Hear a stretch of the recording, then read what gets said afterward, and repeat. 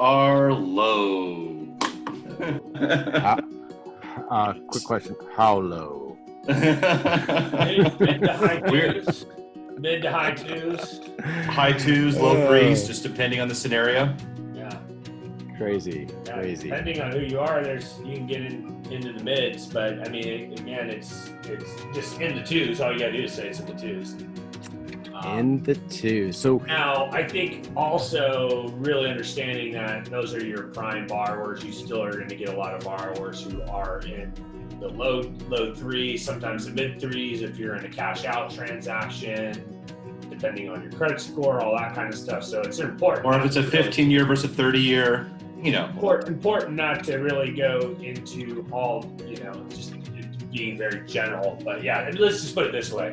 Rates are at our historic low again. So I remember we were talking about rates a few weeks back. There was a conversation about adjustable rates, inverse yield curve or something along those lines. And but are you seeing that? Like, are you even doing any ARMs, like 7 or 5 or 10-year ARM loans? There's been less of an appetite from the banks for them, depending, but I'm not seeing ARMs being priced that much aggressively better compared to fixed options.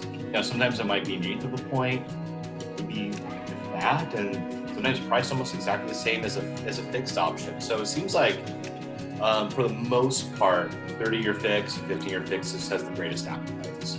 It seemed to me that what I was seeing a lot of, our majority of the ARMs being used for like on a jumbo or high balance product that's another question too I had is, I heard Joe and I were talking, and I've been hearing that jumbo is starting to make some moves back into, back to where it was even a couple weeks ago. Is that what you're seeing? More jumbo options, higher loan amounts? Slowly, yes.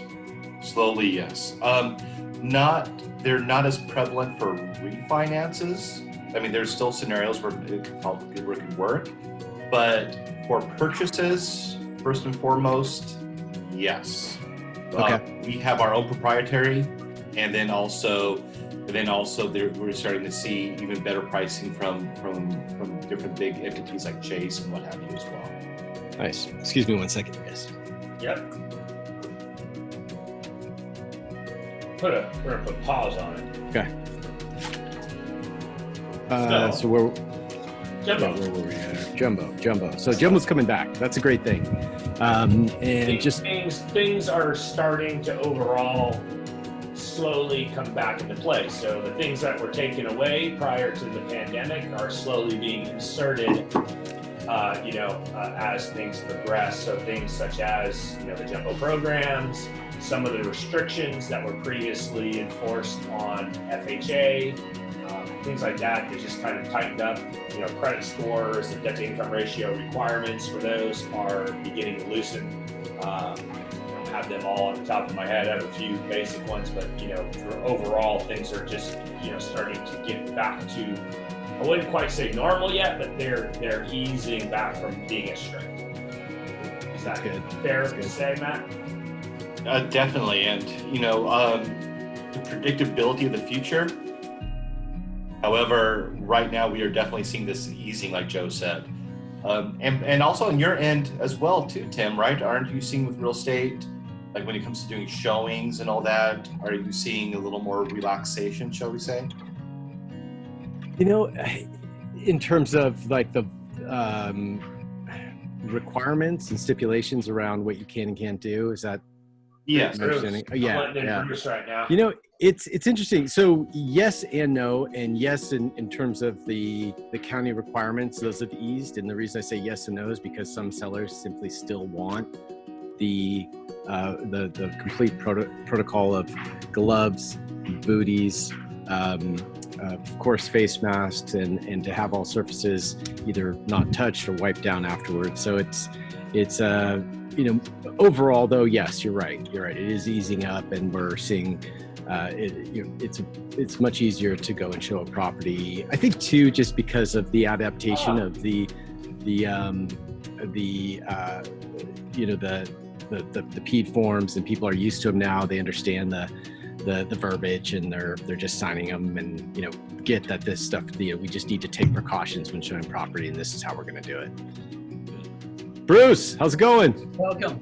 There he Yeah. Hey, All right. Bruce. There's that friendly face. There he is. It's not the same, without seeing you. Handing out goodies between breaks and so forth, It's not often that as lenders we get to see the lovely appraiser's face. So I mean, it's an I'm honor. on call anytime, anywhere. I'm on call. Yeah, in fact, there's some pretty hefty restrictions on that. I remember that I was in the lending world for some time, Bruce, when you could call your appraiser and say, "Hey, how's it going?" That's right. And have a nice conversation. But that changed. But Where's my damn report? yeah. Yes. Exactly. But no, glad to meet you in person or in This is a good thing. meeting. Joe and I go way back. Joe did a stellar VA seminar, I guess 2 years ago, right, Joe? Yep. In Fairfield, and we literally had 80 agents in a room. I mean, it was a very good fit, and it was really truly epic. Joe, you did a fantastic job bringing all the parties together. It was a good gig. I enjoyed it. Yeah, well, that's I always like to kind of keep you top of mind and keep this narrative going. There's always a lot changing. You're always so willing to share your expertise, which is huge. I mean, we really need the pulse. And I was just talking with the guys. We do this every week or so. It's like we really need to do a well baby checkup, and just kind of see what's going on in your world. Absolutely. And just kind of share so that we can share with people that are important right now. So I already got caught with my shorts on here. Darn it. Thank you for wearing shorts, okay. Joe. At least I wasn't really in my underwear, guys. Okay. Exactly. So yeah, let's begin. Bruce, thanks for coming on, and we put together some questions. Just we also just want to hear you talk. But Tim, you had a couple that you were preparing.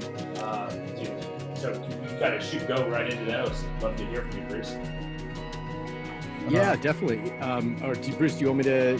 Go ahead. Fire away, Tim. Yeah, definitely. So we, one of the things we deal with, I'm in real estate, obviously. I work at Sotheby's International Realty as a realtor, and I'm actually at an inspection right now. So we're busy. So because of that, I grab the laptop, bring my equipment, have the headset, going mobile. But one of the conversations that comes up when we're talking about pricing a property is inevitably, those automated evaluation systems that are out there, most commonly known as the Zillows of the world, right? That give these Zestimates or numbers. We're interested in knowing what influence that has on your business, your process, your approach. For us as agents, if we don't look at Zillow, we're not looking at what our clients are doing, so we're kind of disadvantaged. So curious if you have that similar experience or what your experience is. It's one of those, it really changed the landscape, and they didn't arrive till 04, 06. They really didn't start being part of the vernacular of buyers and sellers.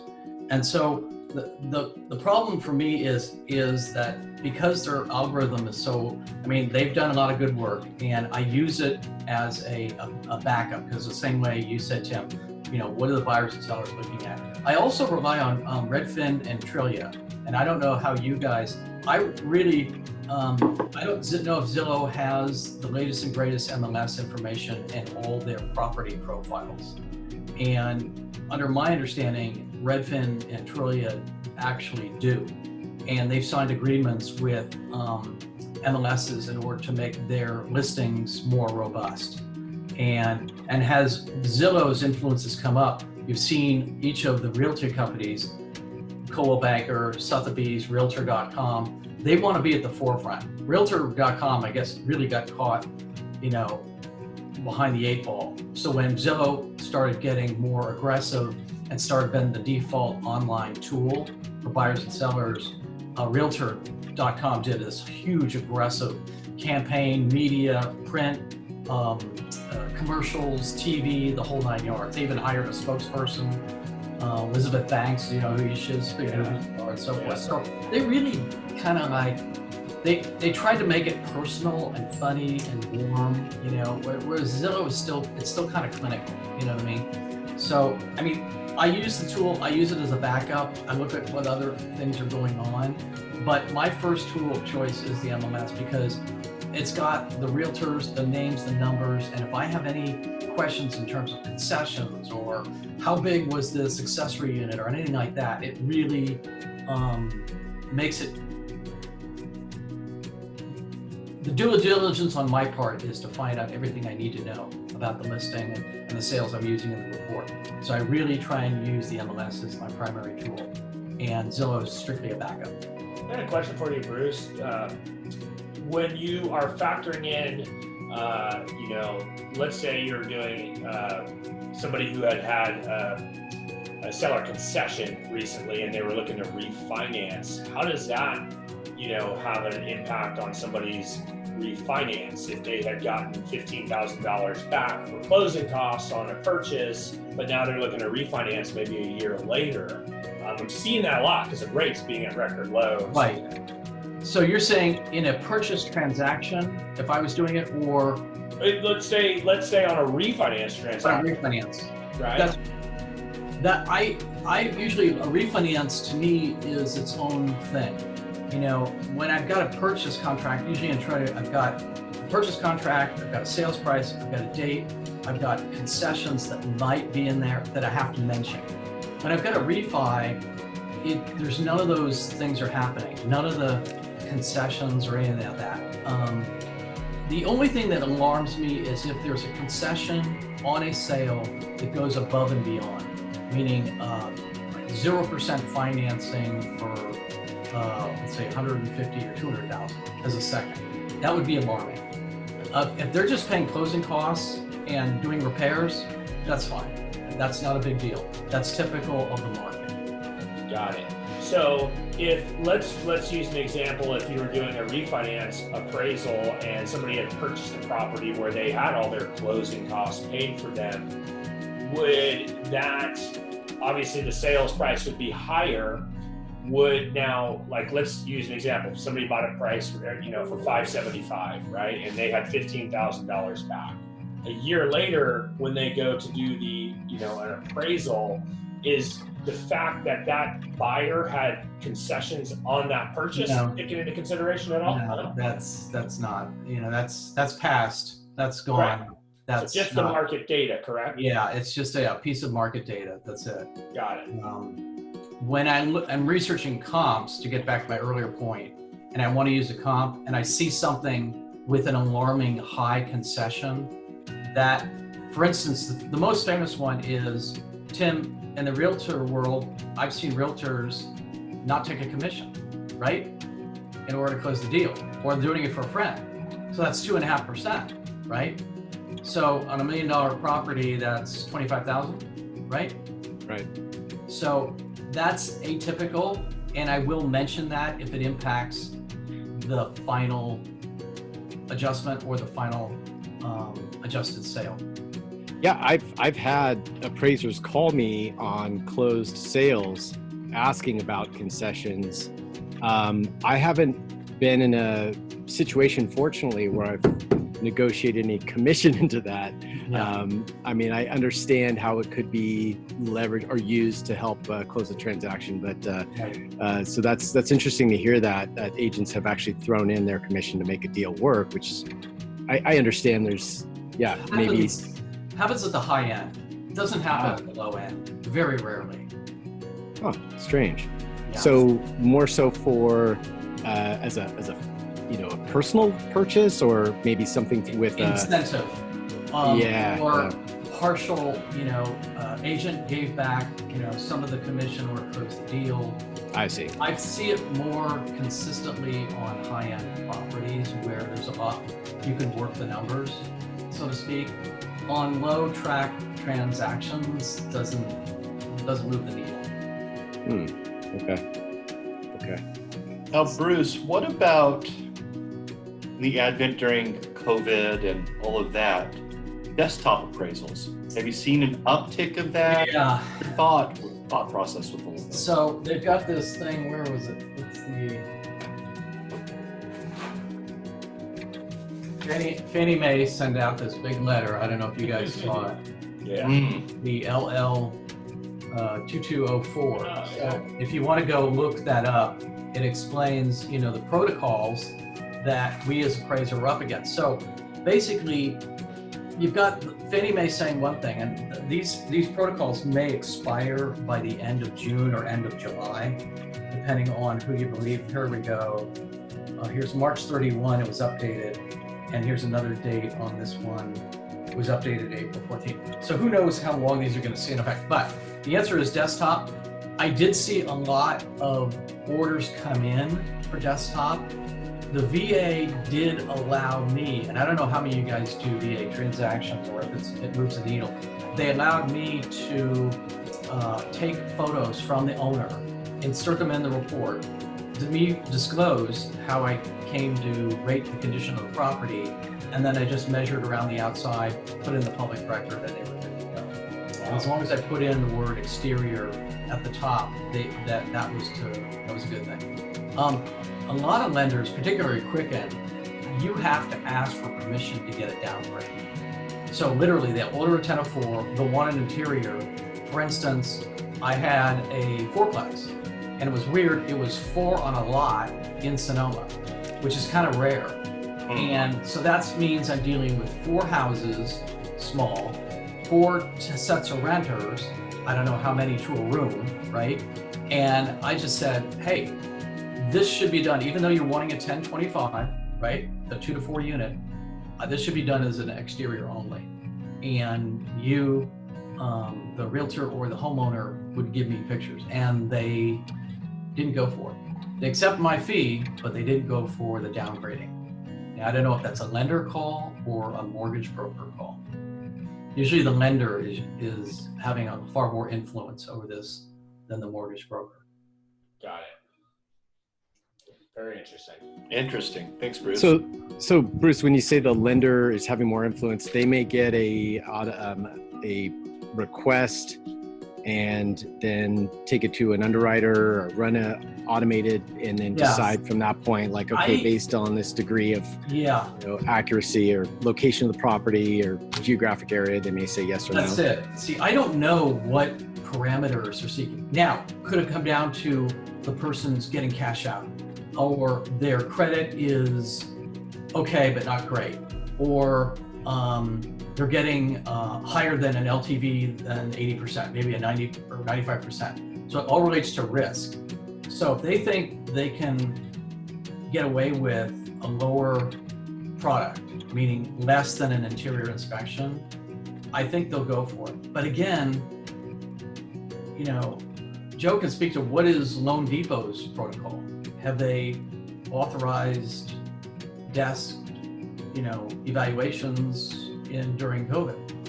Yes. Well, I have one right now, Bruce, that's a 95% loan to value, and it's the desktop. That's great. Yeah, So, the Fannie. Yeah. Now it may be conforming in terms of the loan amount. You may have a mature borrower. You may have additional cash. They have assets. Usually a 95%, meaning they're going to get hit with PMI, right? Yes. So usually the scrutiny and the risk is much, much higher in my experience. So the fact that they're doing a 95% with the desktop, that's great. Is it a conforming property, meaning vanilla, track or whatever? No. That's interesting. Yeah. It's on acre. It's actually been quite interesting because it's not white vanilla. It was originally coded single family residence. However, it has been recently used as a commercial space. Whoa. But it's coded single family. I'm very surprised. Extremely surprised. Maybe there's things going on the back end that we don't know about. But the problem that is the highest and best use. If they have commercial zoning, typically they can't get a residential loan. It's residential zoning. It's residential zone. It's residential, okay. Yeah. Yeah. But the fact that Being currently used is commercial. yeah. And again, non-conforming use, but if the house is still intact, all the Yep. rooms are still intact, the bathrooms haven't been decimated, the floor plan is still functional as a single family, they'll let that go. It's a current non-conforming use, but typically they'll let that go. I'm very intrigued about the 95%. That to me Me is- too. Me too. So Bruce, during our as we were working on getting the technical, are you working on getting the technical challenges of getting on here? We were talking a little bit about Joe's upgrade to his house. He's putting in new wood floors, are refinishing most of the wood floors and putting new floors in his kitchen.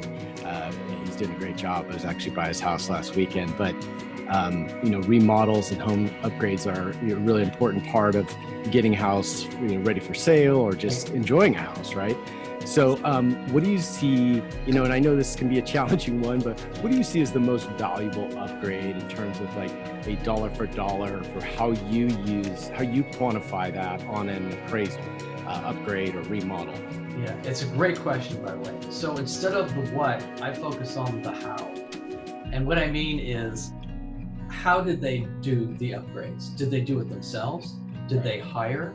Did they put in, a 2,000-foot man cave wing, and the guy used a Home Depot credit card to muscle his way through the project, Right. and it looks like it. And so the more professional and the more fitting and conforming to the market, the better. So, we've all seen guys, do upgrades, right? But I want to make sure that the upgrades are marketable, right? And we've all seen, money doesn't buy taste, right? We've all seen people who thought they did this thing and they did, splashy, Yep. off the chart marble in a neighborhood for, 400,000, right? And so it comes down to, do the upgrades fit the market and the market expectations? So quality of work, obviously. Quality So of work. if someone had let's say an 80s home and had a budget of $10,000, Yeah. and the house is generally in good condition, roof, plumbing, et cetera, right? Where would you recommend they focus? Would be the I kitchen, focus on bathroom, or the kitchen's Yeah. first, and then the master bathroom second. Okay. So, who buys properties? Moms and dads, you know what I mean? And parents. Kids don't buy properties. So you have, a 2,000 square foot playroom, you know what I mean? Or a big sandbox in the backyard that's 8,000 square feet, although it's wonderful to look at. So kitchens really drive emotion, and the better it's done. There's this word that Tim uses all the time, and all the realtors, turnkey.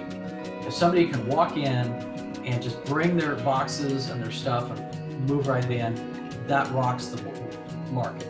You get multiple offers. You don't have to worry about prepping the agent on the other side, or watch out for the deck. Don't send anybody to the backyard because the dog has laid landmines everywhere. It's one of those things where if it's vacant, if it's turnkey, if it's stylish, if it's accepted, if it's fresh painted and carpeted, if it looks fantastic, the pictures you inserted, look like, nobody wants to look at the MLS listing and then walk into the property and go, well, this is not what I expect. You know what I mean? You want the pictures that you include in your listing to match the expectations when they walk in the door. Oh, that's a good point. Yep. And That makes sense. this is exclusively for Tim. If there's a view on the property, please put in a view picture. I've You seen- got it. I'm not kidding. They wax on in the comments about fantastic views, and there's no views in any of the photos. You know what I mean? I go, what the hell? Well, the only view I'm going to exclude is if it's perhaps by the dumps or something Right. like that. But, no, I'm with you on that. Yes, views are Back entitled. into the Walmart loading dock. Yeah, exactly. Now, Exactly. Bruce, what about solar? Interesting. I'm glad you brought that up. Okay, this is very important. So you guys, in my world, in the appraisal world, solar comes in two flavors. When the sun's on, when the sun's off. That's a joke. Okay. No. Leased or owned. We as appraisers cannot give value to a leased system. Okay. So when you are marking a property, you want to ask that question right away. So, and once you find out if it's owned, this is the thing I want Tim to gradually take back to his office is I want to know the capacity of the system. And there's things called kilowatt capacity, KW. So that describes how robust the system is. A lot of people, if you, the homeowner or the buyer of have a Tesla and you've installed the battery charger in the garage, mention that. Take a picture of it, okay? That's super important. How recent is the system? What's the age? If you have the manufacturer, great. The features of an owned system are that they're going to lower their, PG&E bills. So you, as a realtor, might want to have copies of the last 3 or 4 months. Okay, especially peak season, right? Yeah, Summer, absolutely. Yep. right. So Definitely. Yeah. This is something I hope the realty community gets a hold of. And there's a gentleman named Mark Lindsay. He's our liaison with the MLS. And he's an appraiser also, and he sits on the board with me in the REAA. And what we do is we want as much information as possible in order to make good decisions when we use properties as comps. And so literally I did one yesterday, I'm not kidding, American Canyon, 6 bedrooms, 3 baths. Yeah, the lot was, yeah. And they had solar and they had a family, they didn't have a pool or spa, and they had AC, but it was leased.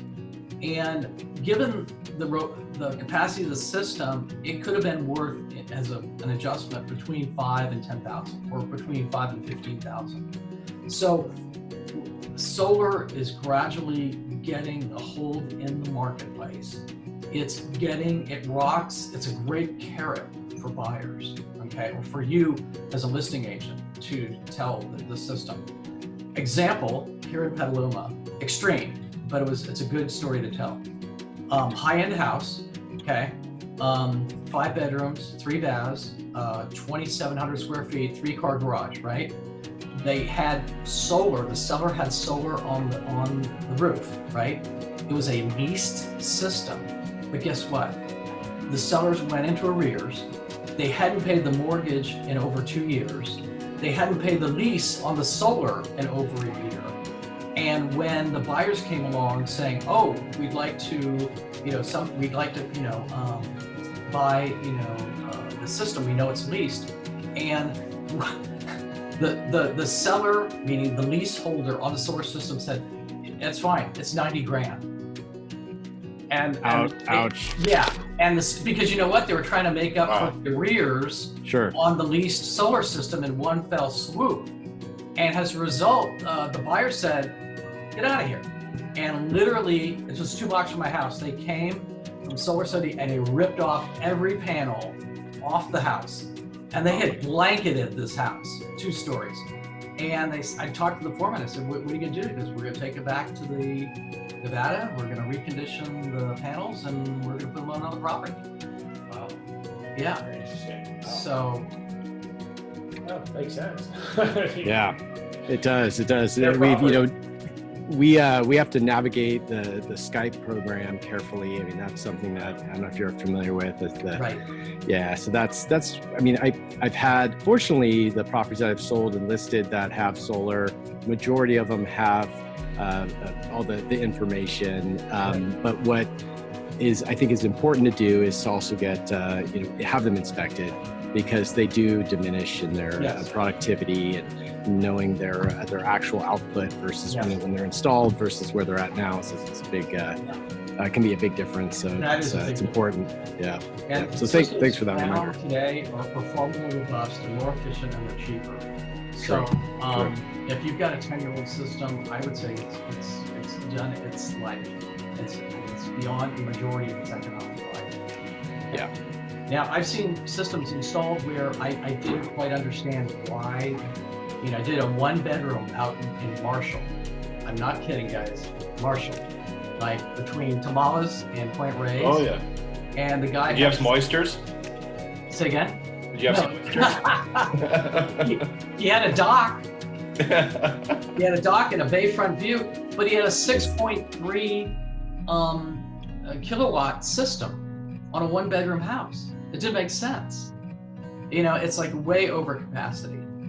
So, you know, I gave him the value for it, but you know, the best system I've seen is that one. I don't know if I mentioned it to Joe, but there was a guy in downtown Santa Rosa in the old section near Santa Rosa Memorial Hospital, and he had an older home. He put a second story on the top. He built an Airbnb out of the back end and had Tesla batteries in his garage. I mean, he said he overspent, but to me is one of that's incremental, you know, space that we're going to get to eventually where people go, I want to go off the grid. I don't want to pay PG&E a dime. And that may be coming sooner than we think. That's very interesting. So Bruce, so we're, you know, I'm in a beautiful backyard here. I don't know if you can see it. It is.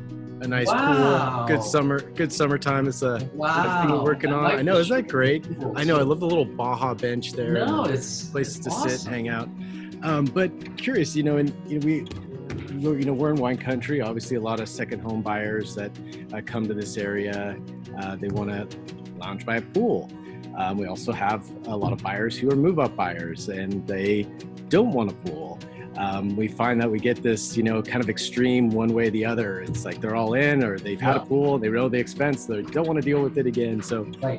or everything in between. You know, when you're appraising a property, you know, and you look at a landscape like this or this backyard, and you're looking at a pool, how do you determine? Do you look at that more of as a liability or an asset?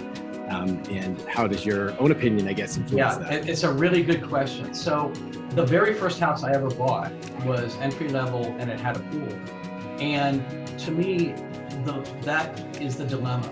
At the bottom of the market, when they're entry level, pools tend to be expensive to keep up, right? And if you're starting a family and money's tight, and you're dealing with PMI and mortgage payments and insurance and everything like that, pools can be an actual drain for the entry-level buyer. So I don't believe pools are as motivating at the bottom of the market as they are at the top. When you're at the top, especially over the median value, in Petaluma it's 700, in Sonoma it's probably closer to $1 million. And if you have a large yard that would support a pool and you don't have it, it's like an asset absence, right? It's a gap. Meaning there's a market expectation at the high end, especially if you have the room for it, to have a pool, a guest house, perhaps a bocce ball court, something that makes the backyard shine like a jewel. So you're saying like over like 10,000 square feet or like an acre? Anything that screams high end should have a pool. I'm serious. It makes the property move. It makes, and especially if it's clean and the pool behind you it's charming, it fits the yard, it's not extravagant. You and I have seen pools where it dominates the yard and that's all there is, and that's a negative. You want something that's complementary to the site where people go, yeah, I can see myself lounging in the backyard or a barbecue or family or friends. It makes sense. So the more high-end a property, the more demand there is for a pool amenity. Are you giving an adjustment for that pool? Like, is it? Is there a dollar amount that it's usually, it can be between 5 and 10%, but it really depends on the price point, the quality of the pool, the quality of the setting, and the market itself. You know, like east of Sonoma Plaza, people do have large yards, and that is a motivating factor, and the market does capture that. You know, when people install pools, it usually takes anywhere from 5 to 8 years to recapture the costs, okay? But if you're there for a long term, you know, that's a good thing. I mean, you really will recapture. But if people think you can put in a pool, especially even fiberglass, dig a hole, put it in, it's going to take you a while to recapture those costs. So the more high end the market, the better the asset participation. Does that make sense? Yeah, definitely. That you answered that very well. It Bigger makes a lot of the sense too. I agree. You can have, if you have a beautiful place for it, a pool just makes sense, then naturally go that direction. Yeah. Great. Well, I appreciate it. That's kind of sums up a list of questions that I had. It's great to talk with you. Thank you. Bruce, and I guess one of the things that I would just kind of as well, just get your opinion, if you will, of where you think values are going. I mean, what do you see happening with, the COVID and the demand and the supply? Obviously we'll look at like the Zillow predictions, and, we see a lot of mixed messages. Just what are your thoughts? What do you think's going to happen with values? So I have a mixed message here, and I'm not being coy.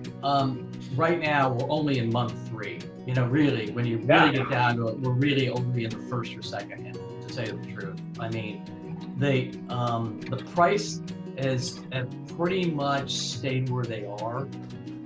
The inventory is still tight. So at first I thought the restrictions that buyers would have to go through, the hoops they would have to jump through. In the first month, that was very restrictive, right? That you had to do virtuals, they don't allow you in the property. Now at least you go in the property, you got to put booties on and a mask and gloves, whatever. So at least if somebody's motivated, they're going to find a way to get in the property. Okay, so that's a good thing. But there's still not enough inventory, and there's still not enough data to actually make, strong blanket answers about the COVID reaction. I will say this with pretty certainty, with good conviction, is you will see a movement out of urban sectors into suburban and rural markets. Yeah. That will be a coming thing that will stick with us for a while. So, do any of you guys have like clients who have a high rise, or have a condo in a high rise, or they have, let's say, 4 or 5 units in the city? Okay. Now, I don't know how income properties are going to survive in this next phase. Many of just anecdotally, many renters have not paid, and many of the landlords are struggling, especially during this period where they can't evict, right? And things may shake out in July where that moratorium is gone. But to me, there's more interesting data being how markets are going to move, how buyers are going to pursue, what kinds of properties are going to pursue. So the big thing for me on CNBC was the fact that the high end in Manhattan has suffered greatly. Like showings and transactions are down like 80%. And we're talking multi-million-dollar properties, right? Above 3 million, right? And that's just New York. But and that's a high density market too, right? So I think you'll see people be motivated out of higher density settings and into suburban and rural, especially families. Wow. Well, that means we should be busier.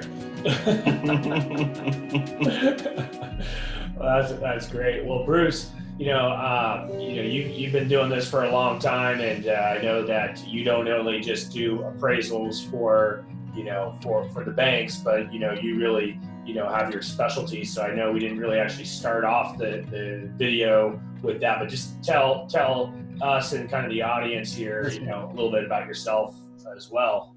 So my name is Bruce Ford. I've been appraising 28 years in California, and I've been doing it a long time. And my specialty area is Marin, Napa, and Sonoma.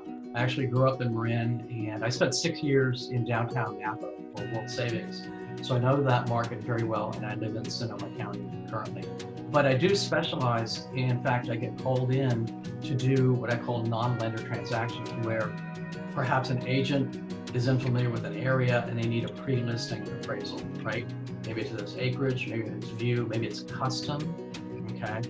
I also do, marriage, divorce settlements on marital proceedings, estates, probate, bankruptcy, tax appeal. I even did prenuptial agreements. And then during the recent fires, I actually did many casualty loss. In fact, people needed evaluation for the insurance. So if you get a wacky property, maybe it's a dome or manufactured on acreage, I do those too. So the good news is that some people approach me because they want an appraisal for themselves. They want to be able to either divide the asset between, mom has died, all that's left is brother and sister, one wants to buy out the other. I get called in a lot of those situations. So, and I can be a resource for anybody. I'll give you my phone number quickly so you guys can write it down. It's 707-732-6403. And my email is real simple. It's my name with a J in the middle, brucejford@yahoo.com. That's BRUCEJFORD@yahoo.com. And everybody remembers my logo and my card. So that's my logo. Yes, sir.